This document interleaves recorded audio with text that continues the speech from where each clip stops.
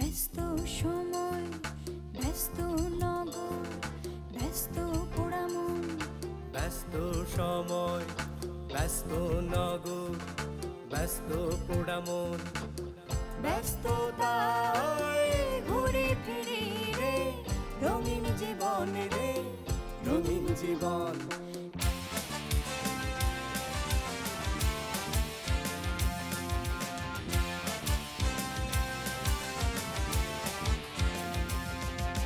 ছুটছে সময়, ছুটছে গ্রহ, সাথী তারকা। ছুটছে সময়, ছুটছে গ্রহ, সাথী তারকা। স্মরণ রেখার নয়কো জীবন চলছে আঁকা বাঁকা রে, চলছে আঁকা বাঁকা।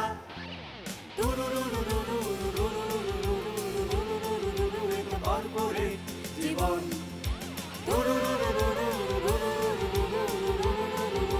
কর্পোরেট জীবন।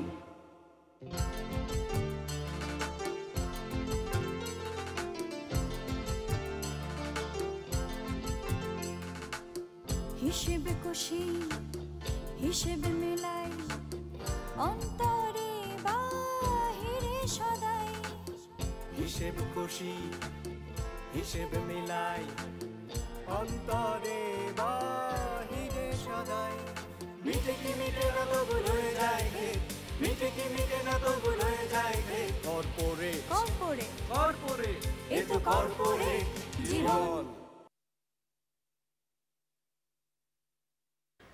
বিষয়টা হচ্ছে আপনার বাবা এবং গোয়েন্দা পুলিশ দুপক্ষই কিঞ্চিত বাড়াবাড়ি করছে, এবং এই বাড়াবাড়ির ফলে আপনি, স্নিগ্ধা, আমি এছাড়াও দেশের কিছু গণ্যমান্য ব্যক্তি হয়রানির শিকার হচ্ছে।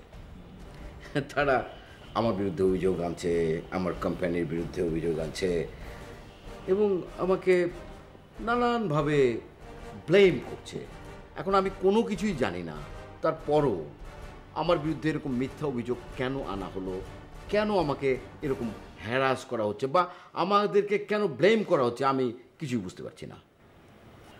আমি আসলে নিজেও বিষয়টা খুব বেশি জানি না। আমি নিজেও এটা নিয়ে আসলে খুবই টেনশনে আছি। শুধু খারাপ লাগলে কি হবে মিস্টার রাহুল? আরও একটু বিষয় ভাবতে হবে। বিষয়টা আপনাকে ক্লিয়ার হতে হবে, আপনাকে ক্লিয়ার হতে হবে, আমাদেরকে ক্লিয়ার হতে হবে। যেহেতু আপনি বিজনেসের সাথে জড়িত, আমিও এই 8-10টা কোম্পানির সাথে মানে কাজ টাজ করি আর কি, তো আমি তো আপনার কাছে হেল্প চাইতেই পারি নাকি? জি, তা তো বটেই। Thank you, thank you. আচ্ছা, আপনি আমাকে বলেন তো, পুলিশ আপনাকে অ্যারেস্ট করলো মিথ্যা অভিযোগে, কারণ গবেষণার যে দলিলটা সেটা তো আপনি চুরি করেননি, কি করেছেন? তাহলে আপনার কাছ থেকে পুলিশ কি পেল? কিছুই লাভ হলো না, আমার কাছ থেকে আসলে কিছুই পাইনি। আমাকে ছেড়ে দিল, মাঝখান থেকে আমি আসলে হ্যারাসমেন্টের শিকার হলাম। মিস্টার রাহুল, আপনি নিশ্চয়ই শুনেছেন আপনার বাবার ফর্মুলাটা চুরি হয়ে গেছে। এটা একটা ওপেন সিক্রেট, গণমাধ্যমের প্রায় প্রতিটি কর্মীর হাতেই এটা আছে। কে বা কারা নিয়ে গেছে সেটা আমরাও জানি না, তারাও জানে না, কিন্তু আমার বক্তব্য হচ্ছে এটার তো হাওয়া হয়ে যায়নি, পাওয়া গেছে। আমি পত্রিকা অফিসে যোগাযোগ করে ফর্মুলার একটা কপি নিয়ে এসেছি, এবং আমি চাইছি আপনার বাবার সঙ্গে দেখা করতে এবং ওনাকে ফর্মুলাটা হ্যান্ড ওভার করতে, সাথে সাথে ওনার বিরুদ্ধে আমাকে হয়রানি করার অভিযোগে আমি মামলা করতে চাচ্ছি। আপনি কি বুঝতে পারছেন আমার কথা? জি। ওনার মতো একটা সম্মানী মানুষ, অত্যন্ত বিজ্ঞ ব্যক্তি, আমরা তাকে রেসপেক্ট করি, কিন্তু তাই বলে ওনার এমন কোনো ক্ষমতা বা এমন কোনো অধিকার নেই যে আমার, আপনার বা স্নিগ্ধার বিরুদ্ধে বা আমাদের সম্মান নিয়ে টানা হেঁচড়া করার। রাইট? আমি ওনার বিরুদ্ধে মামলা করব। আমার হোটেল গ্রিন হিলের পক্ষ থেকে ওনার বিরুদ্ধে মামলা করা হবে, কারণ গ্রিন হিলের একজন কর্মচারীকে পুলিশ অ্যারেস্ট করেছে। আমি চাই আপনিও মামলা করুন, এবং জিঙ্ক প্লাসের পক্ষ থেকেও মামলা করা উচিত। স্নিগ্ধা, কি বলো? ডেফিনেটলি, আমাদের কোম্পানিরও তো সম্মানহানি হয়েছে না? আমি সিদ্ধান্ত নিয়েছিলাম আপনার বাবার সঙ্গে আমি নিজেই দেখা করব, কিন্তু সিদ্ধান্তটা আমি পরিবর্তন করেছি। উনি মুরব্বী মানুষ, এ সমস্ত কথাবার্তা যখন আমি বলবো তখন এটা শুনে উনি সিক হয়ে যেতে পারেন, তাই আমি বিষয়টা বাদ দিয়েছি। এখন আমি আপনাকে বলছি, আপনি আপনার বাবাকে বিষয়টা সুন্দর মতো বোঝান, উনি কি বলে দেখেন। তা না হলে আমরা কিন্তু কঠিন অ্যাকশনে যেতে বাধ্য হব। আশরাফ সাহেব প্লিজ আপনি এত উত্তেজিত হবেন না। আমি অবশ্যই প্রয়োজন আমি আজই বাবার সাথে কথা বলবো। বাহ, খুব ভালো, খুব ভালো। যান আপনার বাবার সাথে কথা বলেন। যাওয়ার সময় ওই ফর্মুলাটা কিন্তু নিয়ে যাবেন, ওটা আমি নিয়ে এসেছি বললাম না। দেখুন, এইসব ফর্মুলা টর্মুলা তো আমার কোনো কাজে লাগবে না, কারণ আমি তো ফর্মুলার বিজনেস করি না। আপনার বাবাকে একটু বলে দেবেন যে ওনার হঠকারী সিদ্ধান্ত আমাকে কঠোর হতে বাধ্য করছে। ওকে, সরি আমাকে উঠতে হচ্ছে, আমার আরেকটা ইম্পর্টেন্ট মিটিং আছে। আমি দিয়ে দিচ্ছি আপনাকে ফর্মুলাটা। একটু দাঁড়ান, এই জিঙ্ক প্লাস ফার্মার ব্যাপারে একটা ডিসিশন নেওয়ার দরকার ছিল। কি ডিসিশন? আমি রাহুলকে বলেছিলাম ও যদি ফর্মুলাটা আনতে পারে তাহলে ওকে আমি কোম্পানির শেয়ার হোল্ডার করবো। What do you think? আরে রাহুল সাহেব, দেখুন তো, আচ্ছা এর মধ্যে আমাকে তুমি টানাটানি করছো কেন? তুমি কোম্পানির মালিক, তুমি যা সিদ্ধান্ত নেবে সেটা হবে। এখন তুমি যদি চাও যে ওনাকে তুমি শেয়ার হোল্ডার করে নেবে, আমার তো কোনো আপত্তি নেই। না, জাস্ট পারিবারিকভাবে আমি তোমার ওপিনিয়ন জানতে চাই। অনেস্টলি যদি আমাকে জিজ্ঞেস করো তাহলে আমি বলবো যে তুমি ওনাকে শেয়ার হোল্ডার করে নাও আর কোম্পানির চেয়ারম্যান করে দাও। তোমার তো আরও একটা কোম্পানি আছে, তুমি সেটার চেয়ারম্যান থাকলে, উনি দায়িত্বটা নিলে তুমি একটু রিল্যাক্স হতে পারলে। আমি যতটুকু জানি he is a very honest person and he is capable for the post. Rahul, please take this responsibility. আপনি এখন চাইলে আপনার বাবার রেচেস হাউসও কিনে নিন। কোম্পানির যে টাকা আছে, কোম্পানির টাকা দিয়ে কিনে নিন, ব্যবসার প্রসারটা হবে। Please take this responsibility. He is right, he is absolutely right. আমি আসলে এই দুটো কোম্পানির চেয়ারম্যানের দায়িত্ব পালন করতে করতে রিয়েলি টায়ার্ড। এত কাজের প্রেশার। প্লিজ রাহুল। আপনারা দুজন আমাকে এত অনার করেছেন, সে কারণে আমি আসলে আপনাদের কাছে কৃতজ্ঞ। ইনফ্যাক্ট আমি অনেক অনার ফিল করছি, বাট পাশাপাশি আমি অনেক প্রেশার ফিল করছি, বিকজ আমি স্নিগ্ধা ম্যাডামের কোম্পানির একজন স্রেফ কর্মচারী।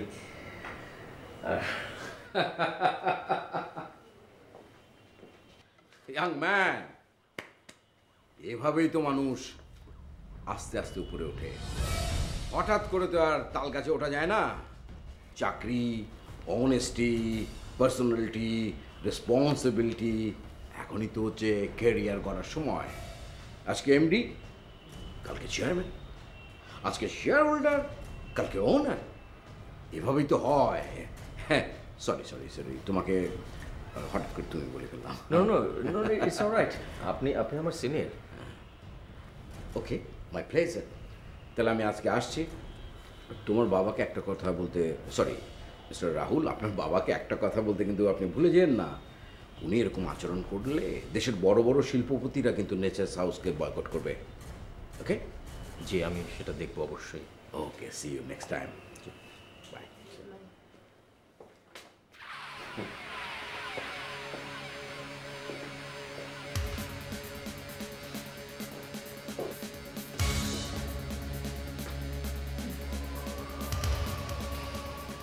আমি আজকে ডিলটা ফাইনাল করে ফেলবো। কি ভাবছেন? না, কিছু না। এত ভাববেন না। I am here with you. And don't worry, সম্পাদক ম্যাডামের অধিকারে ভাগ বসাবো। আপনি টেবিলে বসুন, আমি রেডি হয়ে আসছি। 5 মিনিটস।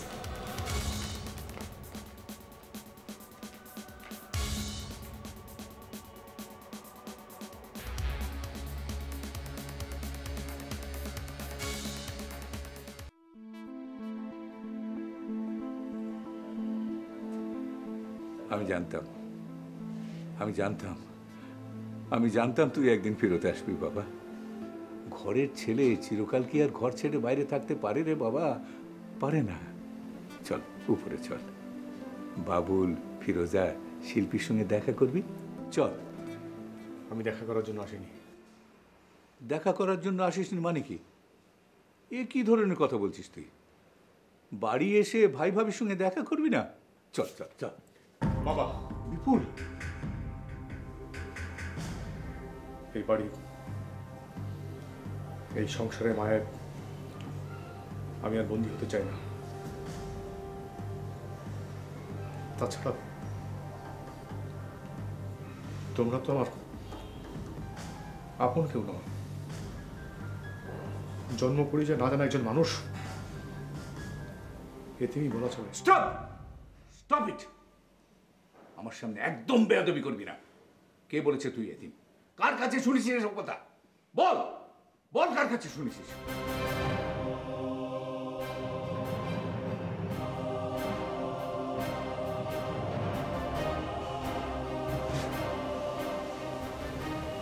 আমি জানি, আমি সত্য জানি। বছরের পর বছর যে সত্য বুকের মধ্যে লুকিয়ে রেখেছেন, সে সত্য আমি জানি। পরাণ কাকার সঙ্গে আমার সব কথা হয়েছে। কি কথা হয়েছে পরাণের সাথে? পরাণ কি বলেছে বল। পূর্ণিমার পরে যে অমাবস্যা আসে, সেই অমাবস্যাকে সব অস্বীকার করা যায় না।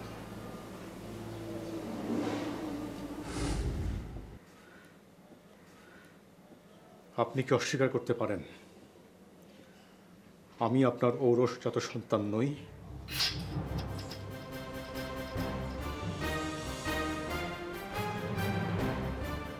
আমি জানি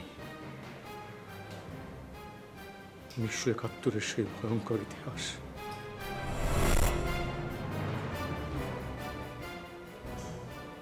বাবা মা, পরিবার পরিজন হারানোর ইতিহাস। সব হারানো আমি।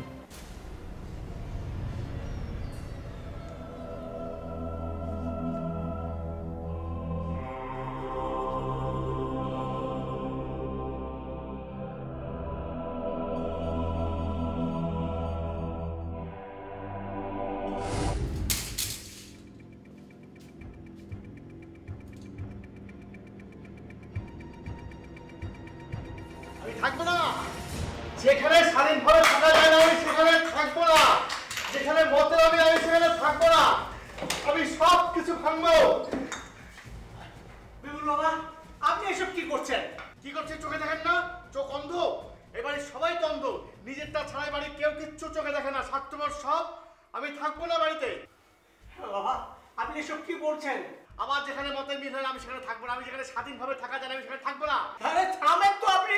আপনি আসেন, মাথা গরম করবেন না। আপনি আমার সাথে চলেন। আমি এই বসেন, বসেন এখানে। পাগলামি করবেন না, মাথা ঠান্ডা করেন। এইভাবে কি বাড়ি ছেড়ে কেউ চলে যায়? মাথা আমার ঠান্ডা আছে। মাথা ঠান্ডা নেই বাবা। তাই বলে কি বাবার সাথে রাগারাগি করে চলে যেতে হবে নাকি? যাবই তো, কি করবো আর? আমাকে কেউ বুঝতে চায় না। একটা কথা বললে পাল্টা যুক্তি দেয়, ফিলসফিক্যাল টার্ম নিয়ে আসে। আমি ফিলসফি বুঝি না, আমি ফিলসফিতে মাস্টার্স করি নাই। আমি কি মূর্খ নাকি? অশিক্ষিত নাকি আমি? আমি বুঝতে পেরেছি বাবা, সংসারে একজনের সাথে আরেকজনের মতের অমিল থাকতে পারে, তাই বলে বাড়ি ছেড়ে চলে যেতে হবে নাকি? হ্যাঁ, আমি একমাত্র ব্যক্তি যে বাবাকে ঠিকঠাক মতো বুঝতে পারি, অথচ বাবা। আপনার বাবার রাগ একটু বেশি, সেটা আমি জানি। আমি আপনার বাবার সাথে তো বহু বছর ধরে আছি। কিছুক্ষণ অপেক্ষা করেন, দেখবেন আপনার বাবার রাগ একেবারে কমে যাবে। নিজের সন্তান না হলেও এই নিজের সন্তানের চেয়ে আপনাকে তার কম ভাবে না।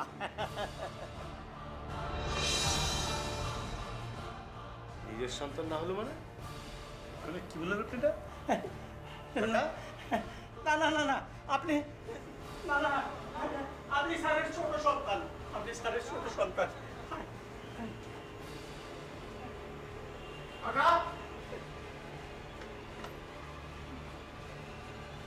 এই কাকা, কাকা আপনি কি কি বলেন?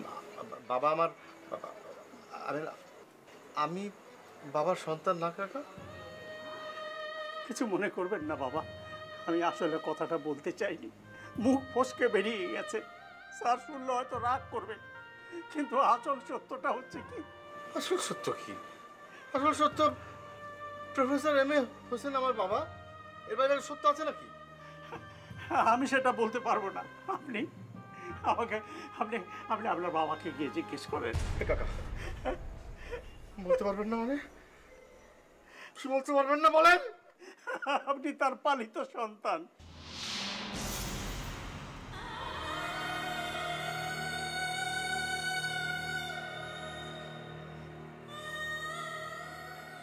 উনিশশো 71 সালে মুক্তিযুদ্ধের বছর আপনার জন্ম।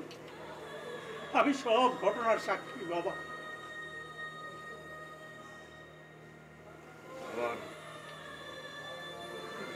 বাবা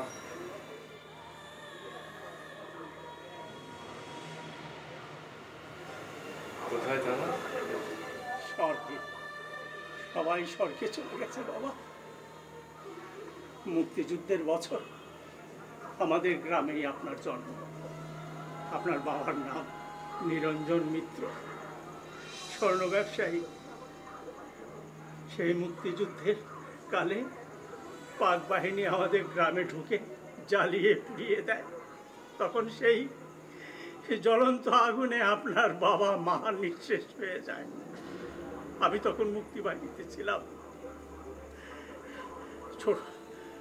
ছোট সাহেবের সাথে আমি যুদ্ধে লিপ্ত থাকতাম। সেই সময় যখন গ্রামের মানুষ আমরা সবাই মিলে পাক বাহিনীকে তাড়িয়ে দিয়েছিলাম, তখন দেখি আপনার পরিবারের কেউ আর বেঁচে নেই, শুধুমাত্র আপনি একাই বেঁচে ছিলেন। যুদ্ধের পরে গ্রামের সবাই মিলে সিদ্ধান্ত নিয়ে আমাদের ছোট সাহেবের হাতে আপনাকে তুলে দেয়। আপনি তখন 6 মাসের মাসুম বাচ্চা।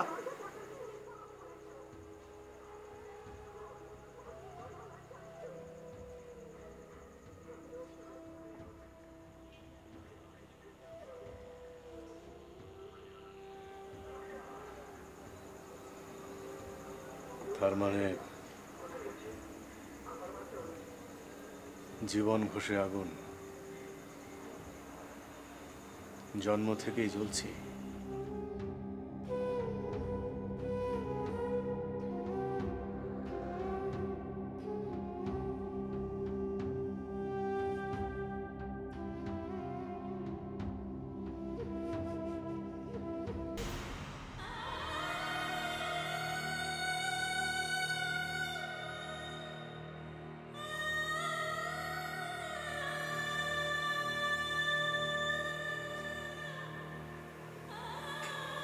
শূন্য, সবই শূন্য, শূন্য গর্ভে চলছি। শূন্য না বাবা, শূন্য না, এরা সবাই আপনার আপন। শাক দিয়ে কি মাছ ঢাকা যায়?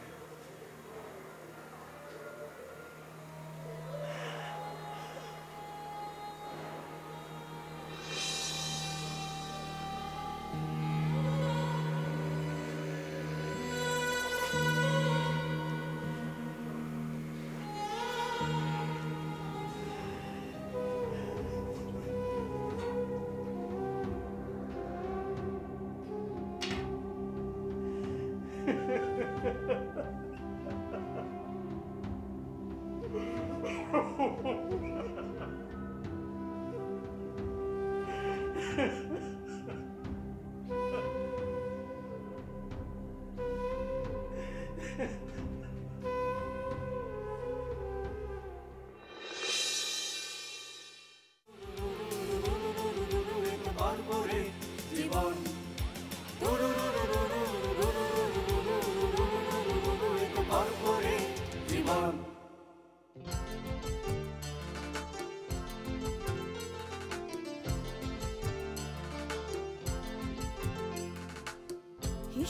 কষি হিসেব মেলাই অন্তরে বাহিরে সদাই হিসেব কষি হিসেব মিলাই অন্তরে বাহিরে সদাই মিটে কি মিটে না তো ভুল হয়ে যায় রে মিটে কি মিটে না তো ভুল হয়ে যায় রে কর্পোরেট কর্পোরেট এ তো কর্পোরেট জীবন